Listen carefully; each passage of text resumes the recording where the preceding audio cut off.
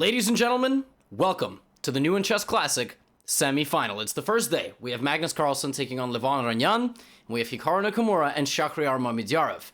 You clicked on this video either because you like the title, you like the thumbnail, you were expecting a recap, and therefore you like content, or all three of those things, and you're gonna get content. All right, I got nothing else to say to you. This is going to be an absolutely beautiful day of violent chess. We kick things off in the matchup between Shahryar Mamediyarov and Hikaru Nakamura. We are taking a look at game number 1, and obviously we have the scoreboard there, timestamps on the video player for every game. I got nothing else to say to you. Here we go. Hikaru begins with e4 and Shahryar plays c6. Carlsen defense, beautiful opening, my favorite. Hikaru goes for the two knights, okay? There's a lot of ways to play against the two knights. Bishop g4 is considered the old classic main line, with the intention to trade off the light squared bishop and play e6 very solid. Nowadays, the modern main line of the two knights Carlsen is knight f6, and there's a lot of theory. I play de4 and knight f6. I have also played a6. There is also g6. I mean, you name it, it's probably there. And so Hikaru plays a system with g3, very solid, bishop g2, bishop b4, and castles. Shahryar finishes his development. So far, nothing surprising from the players. At this point, white might consider d3 or d4, playing in the center with the two pawns. Hikaru, though, takes, and this move makes Shah take with the c-pawn. Why? Because if he took with the e-pawn, rook e1 check. This is why you never leave your king like this open in the middle of the board, because the opponent will make it very difficult for you to castle. And the reason knight takes d5 is no good is actually because of a really funny trick. I'm going to take, and when you take back again, you have to take that way. I have a fork. And yes, you can argue that this move is possible, but this move is very depressing. So it's not good. So Hikaru makes Shah commit his pawn structure and plays knight to d1, which is a hilarious looking move. Just getting the knight out of the way of the bishop and then putting a pawn into the center and going for a structure where he will have either c3 or b3 and c4, okay? So he plays queen to d3, rotating the queen, and puts the knight, continuing with this plan, to e3. Then he plays b3, trying to play c4. So he's trying to just, I mean, it's a fascinating idea. Knight d1, queen d3, knight e3, and play b3, c4. And Shah plays very aggressive move here. He plays b5, which on the surface just looks like Shah is drunk and hung a pawn. He did not. His idea was to play queen c3, counterattacking on this file. Rook has to move, and now queen takes d4. Now, c4, very important pawn move. And when you ask in this position who is better, it's white. White has an advantage. Why? Not because of material, not because of king safety. Those two things are equal. It's the piece activity and the space advantage in pawn structure. Those together, right? White has a very active light squared bishop. That second that you chip away at that center, that bishop is going to be a killer. Whereas this horse is just in the way of everybody, is barely being defended by the other horse, and this bishop is ready to also do damage on the diagonal. This knight is also very nice, pressuring the center. So we have rook b8, queen a6. The queen continues to linger, putting pressure on d6 and a7 and c8. We have queen b6, and now Hikaru correctly trades the queen. You know, the best players in the world, they play the best moves. They don't say things like, well, I don't like to trade queens. Like, you know, sometimes beginners and intermediate players, they have these mindsets that they, you know, I like to trade my queen, or I don't. These guys don't care about that. Hikaru trades queens because it's not convenient for Shah to guard the center. And now Hikaru trades his knight for this piece because it's not convenient for Shah to guard the center. Again, Shah has a very bad pawn structure, two isolated targets. The bishops for white are very nice. And as the game progresses, he just activates both rooks. He puts both rooks on the center lines. He activates this bishop. I mean, this rook is just in jail, you know. Kind of a nice jail. They serve good food and everything, you know, but still jail. At the end of the day, you're still in jail. Rook b8, rook c6. Nice activating technique from Hikaru. Bishop e5, rook c5. Throwing the rook to a5 potentially, or pressure here, or pressure down this line. And Hikaru's just kind of lingering in this territory. He's going to find his moment, and this is where he does. He doesn't just get the pawn. That's not his goal, because then he would have opposite colored bishops. It would be light squared bishop versus dark squared bishop, which would just be a draw. Instead, he gets this endgame, knight versus bishop. His light squared bishop on g2 survives, and so we have rook to a5. And the rest of the game is Hikaru picking up the queenside pawn and using those two pawns. What ends up happening some short while later is that Shahryar is going to have to sacrifice some material for those queenside pawns. And you'll notice that Hikaru pins the knight to the rook, and then he brings the king, and Shah finally says, all right, let me get those 2 pawns, you can have my horse. You know what's funny? These two had this exact same endgame, no joke. Look it up. Don't leave the video yet, I need the ad revenue. Finish the video, then look up the game Mamedyarov Nakamura 2014 Olympiad. Same exact endgame. GH versus FGH, bishop, 1 for 1 guy. And this is the way you win this endgame. So we always have to remember that if we trade rooks and everything else, bishop and h-pawn is not a win. As long as the king gets to the corner, because the bishop is not the right color. The bishop needs to be a dark square bishop. So Hikaru needs to find a way to coordinate his pieces in such a fashion that he trades the right way at the right moment and advantageously for himself. So he brings the king to the opposite side of the board to pressure f7. Shah, meanwhile, starts to get counterplay, but it's just not good enough.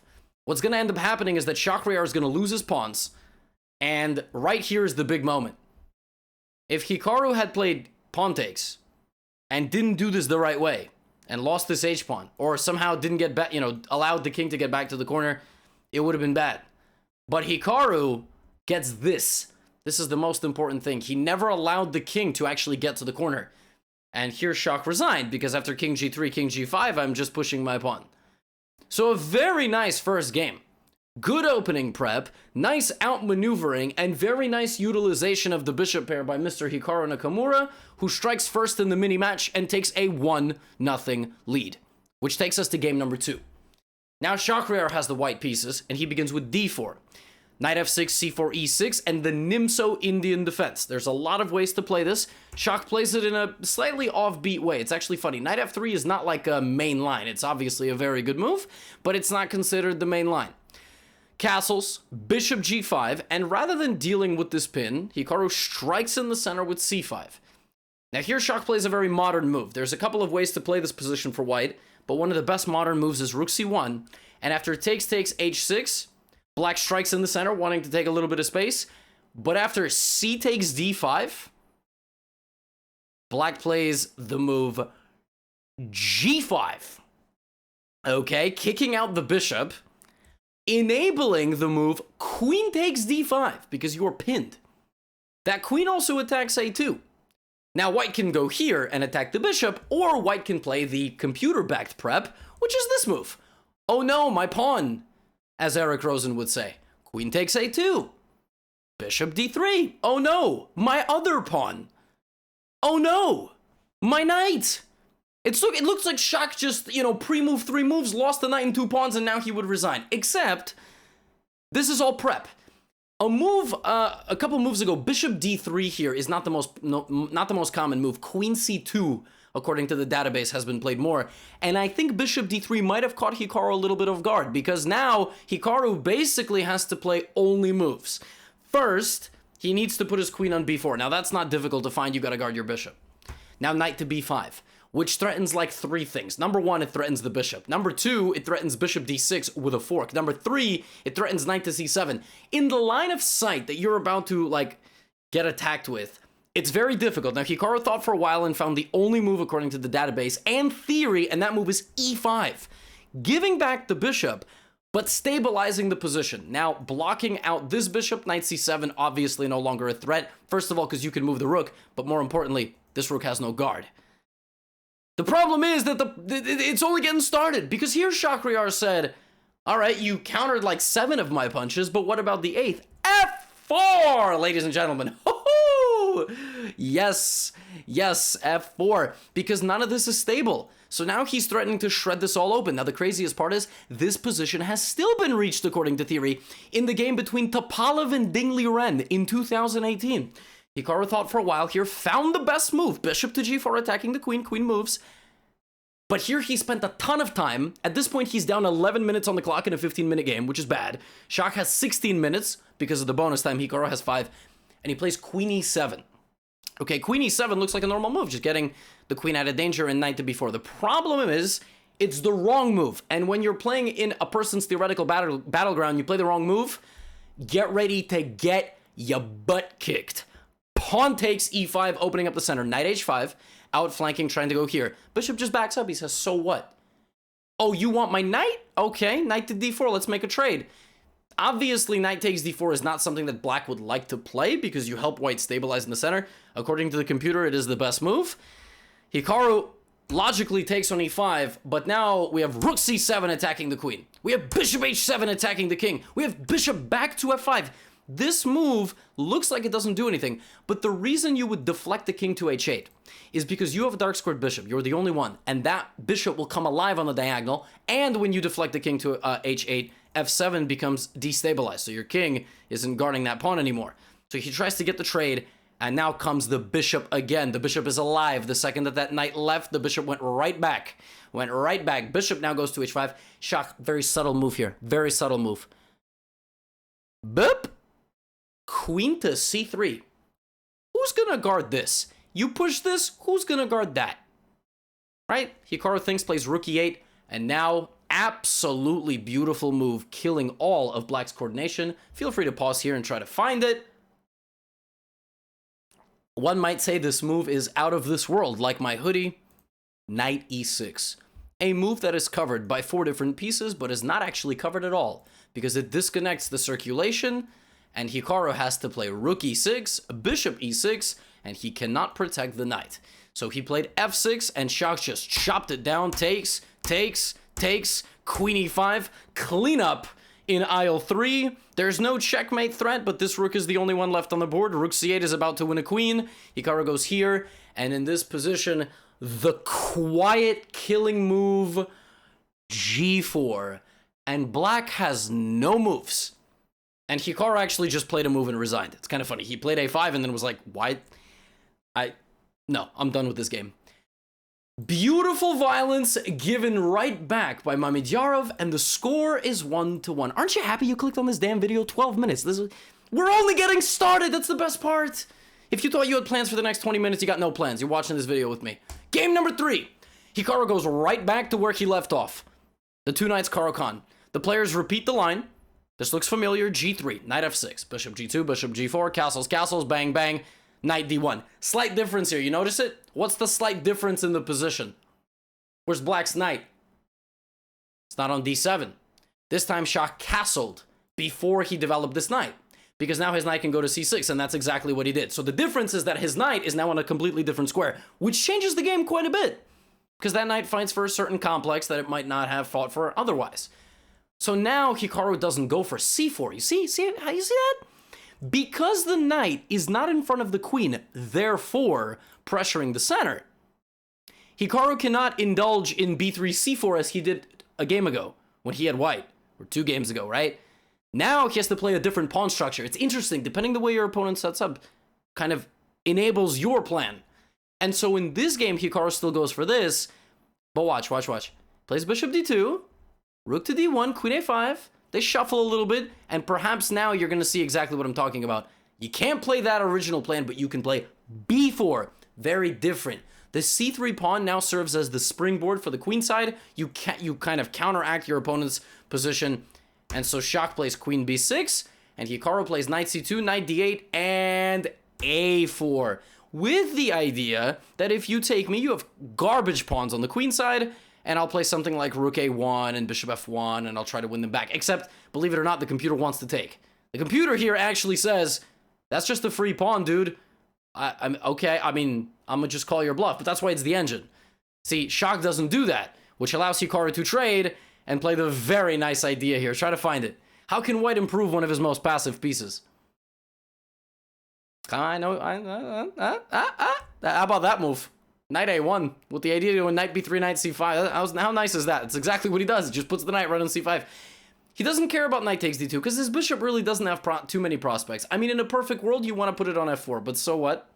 I mean, maybe you can go on a5, but you can't teleport a bishop through 2 of your own pawns. Bishops are not kangaroos. Welcome to Gotham Chess Recaps. I haven't said that in a while. Knight takes d2, queen d2, and I mean, Shahryar more or less has kind of solved his problems. Well, a move ago he had solved his problems, but here after knight f5 he blundered. What did he blunder? And how would you find the blunder here? Like, how would you find the punishment to this blunder? Checks, captures, attacks. Most forcing moves in chess. We don't have a check. We have a capture on a8. capture on d5, capture on e6. None of those really do anything. Attacks. How can we attack something of value? We have this move, knight to d7, but so what? The queen will just move. But then we have knight f6. Oh. And if the queen goes to d8, then we play this move, because it's not the rook that has to take. It's the queen. And now knight f6. You see that? That's called an auxiliary idea. It's when you have an idea, but you need an extra layer to your idea to make that original idea work. You learned something. There you go. Auxiliary idea. You combine two ideas and make it work. Hikaru plays knight d7. Shock blunders in exchange. And the rest of the game is actually kind of a masterclass in how to convert a position where you're slightly better, but like no outright wins. First of all, you kick out your opponent's piece. Then you defend your weakness. This is the only thing in white's position, the Achilles heel. Queen goes to b6, don't hang a rook in one move. Knight c6, queen a6, looking to simplify the queens off the board. Rook b7, pressuring the b5 weakness and winning it. Now you are up in exchange and a pawn. Queen h4, queen d3, bishop d6. And there's two ways to win a winning position. Number one is simplify and get into an endgame. And number two is to murder your opponent. Metaphorically speaking, not actually. I don't condone violence. I'm also just going to say I'm legally protected. That was a figure of speech. Rook takes e6. And the game is over. Because after pawn takes rook, queen g6 is just mate. It's mate on one of these squares on the next move. And if you play king h8, that doesn't really save you. Same problem. So, Shock played bishop h2. The king slid over a square. And Hikaru just dropped the rook right back. And now Shock played a move and resigned. Because there's bishop to h3. First of all, and also there's just the fact that he is completely lost, regardless of whether that move happens or not. Bishop d5, all the same. And now we have three decisive results. It's 2-1, which takes us to the fourth and final game of the day. And Shakhriyar, just like Hikaru, repeats the line. And you would think that, well, I just got clobbered in this line, so obviously I'm not going to play into it again, right? I mean, obviously Hikaru's going to deviate at some point. Certainly he's not going to repeat exactly the same line where he just got completely murdered in the other game. Obviously he's going to deviate some. He's going to play all the same stuff until move 18. You see, last game Hikaru played queen e7, which was wrong. So he went back between rounds, did his analysis, and the game in question went ef4 and rook to c8. That's how the game in question went according to theory. After ef4, Hikaru played a move that has never been played according to the database, and that move is the very aggressive knight to d5. Attacking the rook, threatening the pawn, and threatening to jump in here and fork this queen and rook. Oop, I apologize. That was a misclick. At this point, Shakhriyar's only move is the move rook to b3, apparently. And maybe my computer is weaker than Hikaru's. You can also play rook c4, sacrificing this piece and playing fg5. Now, Shakhriyar, clearly familiar with the ideas of the position, just takes on g5 right away, sacrificing the rook to try to fuel his attack. Hikaru takes, and plays rook d8, which is the top engine move. So clearly, something happened there where Shak, didn't think Hikaru was going to repeat the line or something, I don't know, but didn't have all of his lines worked out, and Hikaru comes locked and loaded, and now we have, a position where Hikaru's just up material, but Shakhriyar doesn't have the attack that he had 2 games ago when he had the white pieces, rook f6, and it's up to Hikaru to find a couple of accurate moves, and in this position he finds the only move. He cannot guard the h6 pawn, actually. There's no protection for this. And he plays the move queen e3. The idea of this move is that if you play rook takes h6 and look to slaughter me, I just go here, and you're not quick enough. You can't guard your rook. You can make a discover check, and then I'm gonna take your rook. So it's a tactically aggressive defensive measure. Shak tries to kick the queen out. Queen takes g5. Maybe Shak should have played bishop f4 to disconnect the queen from the pawn. That could have been something. But there's queen e1 check, king h2. And this very nice move, knight to d4.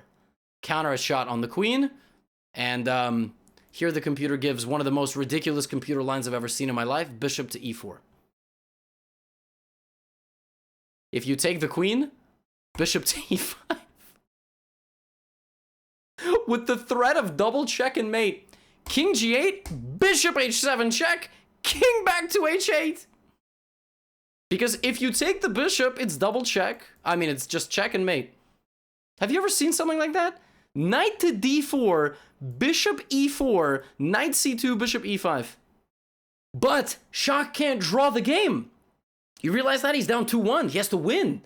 So he can't even draw the game. So he plays back to f2, and then that allows Hikaru all the time in the world to go like this. And Hikaru just blocks his king with the queen. Bishop takes, rook takes. The problem is that he's just running out of pieces. Like, there's just not enough. You need at least 2 more attacking pieces than they have defenders. And he just doesn't have that. He just doesn't have that. I mean, black has all of the defense necessary. And once bishop g6 happens, that's it. It doesn't matter. You cannot brute force when you have 4 attackers and they have 4 defenders. And so on move 33, after rook takes f5, Shakhriyar just resigned. Hikaru makes the necessary adjustment 2 games ago. Shakhriyar doesn't. Makes a gamble, goes for the exact same line. And it's Hikaru winning the first mini-match 3-1 and taking a 1-0 lead in the semifinal. We will now move to the other match between Mr. Magnus Carlsen and Levon Ranyan. Now, they drew their first 2 games, okay? So we're going to skip those 2 games. They were just very solid draws. We're going to pick things up in game number 3. Magnus Carlsen with the white pieces goes d4, knight f6, and doesn't develop a knight here, but plays bishop to... What? Now it's a London in a queen's gambit? What? Okay. I mean, all right. Okay. Knight c3, c5. Takes. What the heck is what? Magnus, what are you doing? There are children watching, man. You've played 7 moves and 3 of them were with your knight. Knight f3, knight d4, and knight back. I like how Levon plays knight d7, just threatening straight up a pawn fork like cd5, e5, and black wins. That's pretty funny. So, yeah, when you get a Magnus Carlsen game, you're going to get a weird opening. a6 with the intention to play b5. Magnus says, nah, a4. Okay. So we have knight to d...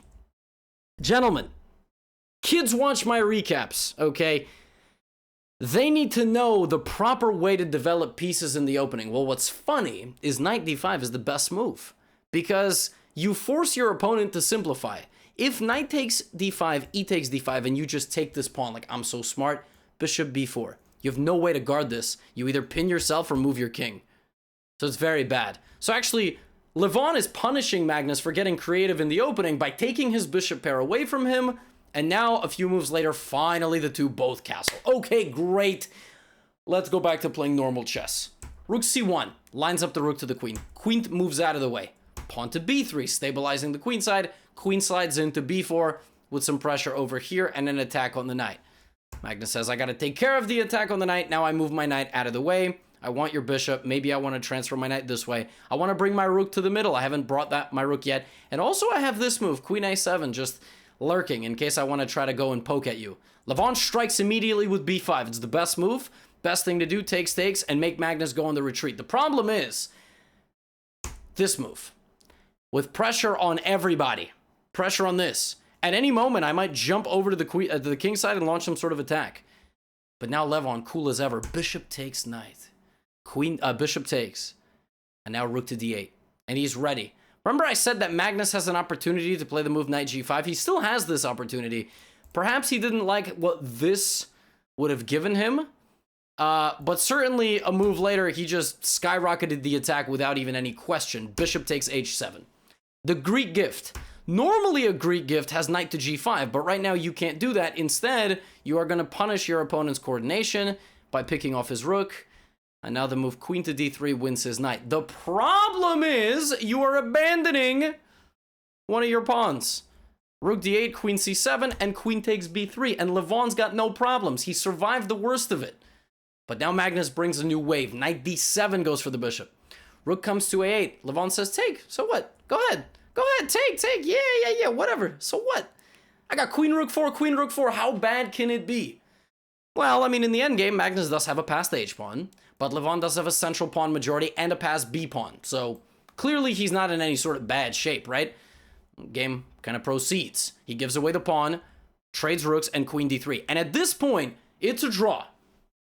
It is a draw. All you gotta do is catch this king in the right sequence of checks. And Levon's doing that. Magnus is trying to get out of it. Plays king c2. Queen here. Now brings back the queen. Okay. Chucks a pawn, but brings back the queen. Queen d2. Big question here. Can you make this trade? It's always a question. Can you make this trade? Is it a drawn endgame? Or should you keep the queen on the board? I'm not going to lie. I would keep the queen on the board because with less than 30 seconds on my clock, there's no way I'm going to predict correctly. It's too big of a decision. But Levon does it. Wait a minute. Whoa, whoa, whoa. Whoa. How are you going to stop my h-pawn and this? And he plays f6 and e5, but he's not fast enough. He's not fast enough. Because after king b4, this move looks like it does the trick. Because if you take, I promote. But the problem is that after king b4, e4, I just come back. And I am in the square. You understand? I am in the square. It doesn't matter. I'm in the square of both of the pawns. You push this one, I just take. Okay? You bring your king, I come here, you push. Oh, I'm running away. No, you're not fast enough. So what happened? Levon had to go f5. King c3, e5. What? Hold on. What? Because if king b4, then e4. Okay. Takes. King f7. King b4, king e6. King b5, king e5. King c... I don't understand. f4. And the point is that because this king is now closer to these two pawns, this move is going to be coming in handy. And this trade is going to happen. And if you don't trade with me, I promote first. Good luck trying to win this position. So Levon miscalculated kind of like the concept of the pawns and which obviously can happen. It can happen. Just goes to show you that against Magnus Carlsen, the game's not over until the final pawn is pushed. And Magnus Carlsen has a 2-1 lead, and we go to the fourth and final game. Levon's got to win this game to tie it. Levon begins with a London system. Again, we've been seeing a ton of this. b6. Magnus goes for a setup with this kind of Queen's Indian approach, and one where he will play c5, trade in the center, and play d6. Okay? Employing something known as the kind of the hedgehog structure. It actually kind of resembles a Caro Kann, if you will. It's like e4, c6, d4, d5, takes. Except this pawn should be on d5. So it's like I don't know. It's like e for c pawns traded, this is sort of the hedgehog structure of the Sicilian for black when the c pawn got traded. But in those structures, the d pawn is usually an e pawn. So I don't know. All right. It's just the game. Different structure, kind of different style of game. And Levon goes for a super imbalanced approach. He does a little knight dance and applies pressure to Magnus's queenside. Here, Magnus makes a very big decision. He usually doesn't push pawns, especially if there's not a very concrete reason to do so. And Levon makes him pay. Because the knight can go back to where it was. The pawn cannot go back. So after ba4, queen a4, this transformation of the position actually greatly benefits Levon. And knight c4. This is not hanging. And I think Magnus might have just overestimated his chances by keeping these pieces on this diagonal. So Levon makes him pay, because if he were to engage in this, he would just lose his bishop. So we get queen c7. But now Levon starts a queenside operation. He gets the light-squared bishop, clamps the pawns. We see another game. Hikaru had a similar thing against Schach, where that isolated a-pawn, right? And open board, the bishops are favored. But Magnus, he starts doing a little counterplay dance. Plays rook c8, c4, e5. When you're losing, you've got two ways to lose the game, or defend it. Buckle down, like Hikaru did against that attack, or cause chaos. Just go all out. And at least, if you lose, you go out dying on your shield. Takes, bishop comes back, rook b7. Magnus, breaking all the principles, opening up the position for the guy with the two bishops. Passive bishop, knight in the line of fire, two beautiful pawns, two split pawns for him, but he's got pressure, and he's creating just enough counterplay. Queen to b3, rook c8. Levon continues to push forward. He's got that nice b pawn. Queen b6. Makes the trade. Trades off his opponent's only active piece. Now this bishop is just a bozo. This knight looks nice, ain't got no future. Rook c8, rook a6. Levon is doing everything right. But all it takes is one wrong move against Magnus. d5, bishop f4. And now he's starting to just kind of get back into the game. He offers Levon a pawn. I mean, it looks like you can just take this, but you're going to lose this. Still the right thing for Levon to do because he can play b6. He can be patient with this pawn. But he plays bishop e3, and all of a sudden, d4. The knight cannot be taken. I mean, it can be taken, and you can even take this rook, but all of a sudden, uh-oh. All it takes Magnus is one pawn to travel from d6 to f2. That's the same pawn. It's going to traverse the entire board. It's crazy. Like when you play Magnus, it's never over. And all of a sudden, his knight and his pawn together, like where did they come from? They barely were doing anything a couple moves ago. Rook e5, queen b4.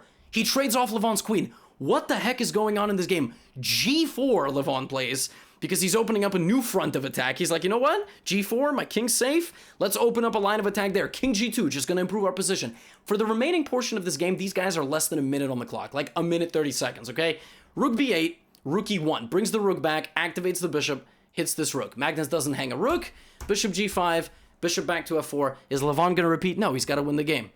Rook to e5. That guards the b pawn. Rook b8, rook c6. Wait a minute, what about this? Rook d5. Oh my god. Now Levon is down a pawn, but the rook is hanging, and this knight can't easily be protected. But knight a7, the only move. The only move, danger levels. Knight is out of the way, attacks the rook on c6, and the rook in the corner is still hanging. Levon continues to apply pressure. Magnus somehow claws all the way back, is up a pawn, but his pieces are all over the place. Levon plays bishop c7 attacking the rook. Rook moves. Rook comes in. This knight still can't get out because the bishop needs to be dealt with. Rook e7, dealing with the bishop by virtue of attacking the rook. Levon does not trade. He plays bishop f4. Bishop comes to a5, but now rook a8. What are you doing with these rooks stacked on this file? The crazy part is this evaluation, the evaluation of this position is 0-0-0. Can you believe it? Rook c8, only move. And now, rook bb8, trading on his terms. And bishop, what is happening? What is happening in this game? It's like a never-ending nightmare for Magnus Carlsen, who just needs one move. He just constantly is at that one move gap. The king runs out to f6. Levon attacks the bishop. And Magnus Carlsen had to play one move in this position to cut the rook from the back rank pressure. Why? He went to a5 instead. Rook e8. To be cerebral enough on move 58 with the white pieces 30 seconds on the clock to realize that black's king is in a cage. Rook to e8. h4. The king's got no moves. g5 is checkmate.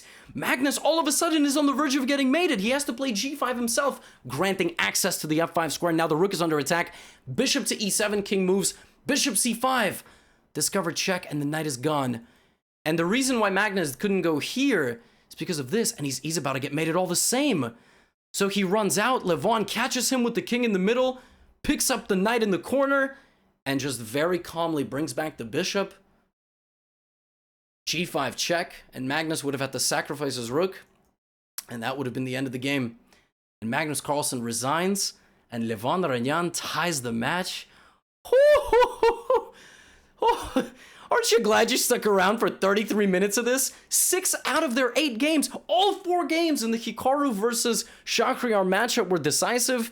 Levon versus Magnus, all square going into tomorrow's matchup. Shahryar needs to defeat Hikaru in the rapid to force a blitz. But ladies and gentlemen, what a violent day. I'm glad you stuck around. I love you very much. Thank you for your support. And I will see you tomorrow.